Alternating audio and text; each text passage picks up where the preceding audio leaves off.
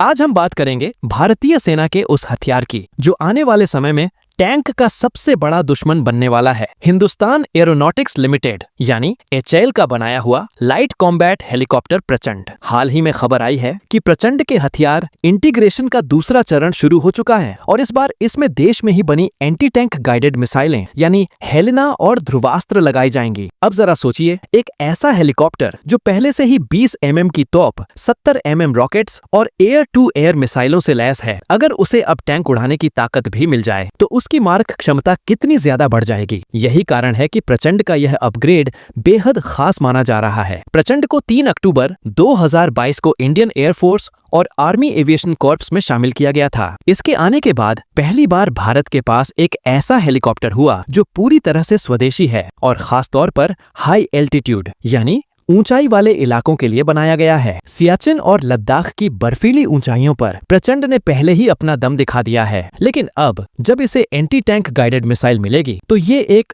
Full fledged attack helicopter बन जाएगा। Helena या ध्रुवास्त्र मिसाइल की खासियत क्या है? यह तीसरी पीढ़ी की मिसाइल है और इसमें फायर एंड फॉरगेट तकनीक है। मतलब पायलट टारगेट लॉक करेगा, मिसाइल छोड़ेगा और फिर तुरंत दूसरी हरकत कर सकता है। मिसाइल अपने टारगेट को खुद ट्रैक करके मार गिराएगी। इसमें IIR सीकर लगा है जिससे यह टैंक को टॉप अटैक मोड या डायरेक्ट हिट मोड दोनों में तबाह कर सकती है। इसकी रेंज 7 से 8 किलोमीटर है जो पहाड़ी इलाकों में दुश्मन के टैंकों को खत्म करने के लिए काफी है। इस मिसाइल को पहले एडवांस लाइट हेलीकॉप्टर रुद्र पर टेस्ट किया गया था और वहां यह पूरी तरह सफल रही थी। अब चूंकि रुद्र और प्रचंड के कई सिस्टम्स कॉमन हैं, तो इसका इंटीग्रेशन आसान हो जाएगा, लेकिन फिर भी ट्रायल्स में हर चीज को लाइव फायर टेस्ट करना जरूरी है। जैसे मिसाइल कितनी सटीक है, कितनी भरोसेमंद है और हेलीकॉप्टर के हेलमेट माउंटेड साइटिंग सिस्टम और ऑप्टो इलेक्ट्रॉनिक सूट से कितनी अच्छी तरह काम करती है। दोस्तों, प्रचंड की असली ताकत है इसकी हाई एल्टीट्यूड परफॉर्मेंस। यह 65-100 मीटर तक उड़ान भर सकता है। अब सोचिए, अगर LAC या LOC पर ऊंचाई वाले इलाकों में दुश्मन के टैंक खड़े हैं तो प्रचंड हवा से उन पर हेलेना मिसाइल बरसाकर